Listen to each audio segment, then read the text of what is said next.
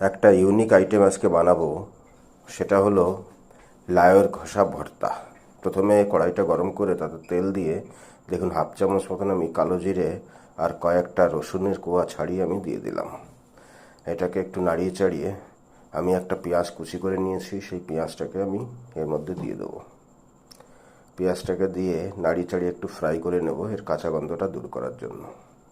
আজকে যে আইটেমটা বানাবো বন্ধুরা একদম ইউনিক, আপনারা একবার অবশ্যই বানাবেন। দুর্দান্ত স্বাদ লাগে, লাউয়ের থেকে লাউয়ের খোসার ভর্তা আরও বেশি টেস্টি হয়। আপনারা অবশ্যই একবার ট্রাই করবেন এটাকে। দেখুন আমি পেঁয়াজটা ভাজতে ভাজতে এর মধ্যে 3টে কাঁচা লঙ্কা দিয়ে দিলাম, স্বাদ অনুসারে নুন, আর 1 চামচ মতন আমি হলুদ গুঁড়ো দিলাম। দিয়ে এটাকে আবার নাড়িয়ে চাড়িয়ে আমি একটু ফ্রাই করে নেব।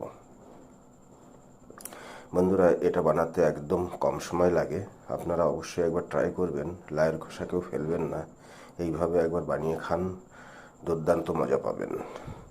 এবার এটাকে একটু ফ্রাই করার পরে দেখুন আমি লাউয়ের খোসাগুলো আমি পরিষ্কার করে ধুয়ে রেখেছিলাম, সেই লাউয়ের খোসাগুলোকে আমি এর মধ্যে দিয়ে দেবো। দিয়ে এটাকেও একটু ফ্রাই করব এর সঙ্গে। মিডিয়াম টু লো ফ্লেমে আমি আস্তে আস্তে এই লাউয়ের খোসাগুলোকে পেঁয়াজের সঙ্গে আমি ভালো করে ফ্রাই করে নেব বন্ধুরা। একদম সহজ পদ্ধতি, বিনা মশলার দুর্দান্ত টেস্টের এই রেসিপিটা আপনারা অবশ্যই একবার ট্রাই করবেন বন্ধুরা। লাউয়ের খোসাটা দেখুন ভাজা হয়ে গেছে, আমি এবার একটা পাত্রে নামিয়ে নিয়ে এটাকে ঠান্ডা করে আমি মিক্সিতে পেস্ট করে নেব বা পিষে নেব। খুব সুস্বাদু হয় বন্ধুরা এই লাউয়ের খোসার ভর্তা, আপনারা অবশ্যই একবার বানাবেন।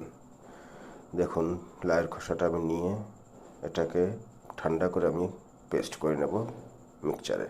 দেখুন পেস্ট করে নিয়েছি, করার পরে এর উপরে 2-3 চামচ কাঁচা সর্ষের তেল দিয়ে আমি এটাকে মিলিয়ে সার্ভ করব। এইভাবে একবার বানান, দুর্দান্ত স্বাদ হয় বন্ধুরা। আপনারা গরম ভাতের সঙ্গে ভীষণ মজা পাবেন খেতে। এইভাবে একবার অবশ্যই বানাবেন, দারুণ লাগে। একদম কম সময়ের মধ্যে ঝটফট একটা আইটেম, আপনারা অবশ্যই বানাবেন বন্ধুরা।